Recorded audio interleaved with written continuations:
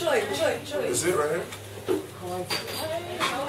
Alright, the next piece I have, it's a short story, and it's another one of my sad ones, sorry. Well, not necessarily, really. But anyway, it's so far it's still untitled. Let's hold on a second. Alright. Okay, ready. He wearily stood up at precisely 6 o'clock, the time according to the computer at his desk. He stood motionless for precisely 1 minute, trying to draw feelings to his joints while trying to wake his mind up. He needed to pull himself out of his current zombie-like state in precisely 1 minute or another second later. He needed to be aware enough to clock out and make it to the train station and through the ticket gates with enough time to make it home just before 7 p.m. when he would plop down on his couch and watch the news.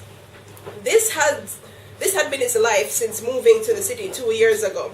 He had seen places like this on TV and in movies before, but never in live and in living psychedelic color. When he first arrived here, life was full of promise. There was the promise of change from the mundane existence that had been his life in his hometown.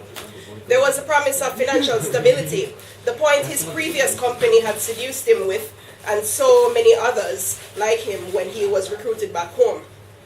Then, there was the promise of a fresh start with his then fiancée. For the first time in what seemed like an eternity, there had been a spark of excitement between them. They had just moved to this place that was so alive that it almost burned up all the poison that had been between them for the previous 5 years. There was an energy in their studio apartment that seemed to be moving them closer to each other. They were having sex again.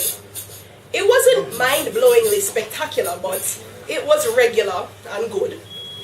For the first time in 5 years, he didn't have to beg for it, and didn't feel the urge to apologize after it was over. Oh no! Excuse me. Right. Apologize after it was over.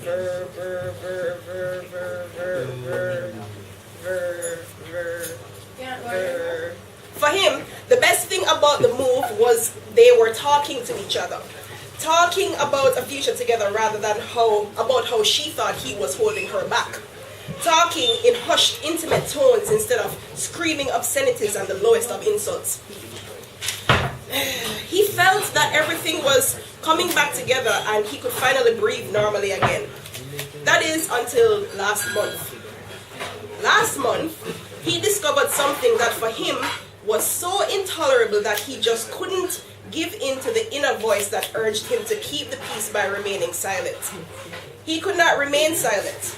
Even though he didn't want to start a fight, he had to know. He had to know why she had been borrowing money from her ex. He was going to approach this calmly, his other inner voice told him. He was going to ignore his past jealousy and just ask a question. Well, the question elicited defensiveness. Defensiveness was met with annoyance. Annoyance led to contemptuous accusations of him being utterly useless, which drove insults like whore, narcissist, and succubus. So it went for hours, and the next thing he knew, he was going out the door with his laptop under his arm and a big duffel bag of clothes over his shoulder. The announcement of an unexpected train delay jolted him out of his moment of reflection. He listened to the announcement closely enough to hear the cause of the delay. Another jumper? Great! Now I'm going to miss the news and my whole evening routine is going to be fucked up because of some suicidal asshole, he thought miserably. An instant after the thought entered his mind, he realized how truly sad his life had become. The same tired routine every day, the same brainless job, and the loneliness that filled his new, sparsely furnished apartment. He thought about his completely unremarkable life and thought, is this it? Is this the point where people like today's jumper decide to just end it? He found himself unable to shake these thoughts from his mind as he stood there, waiting for his train to come along and take him home. Thank you. All right.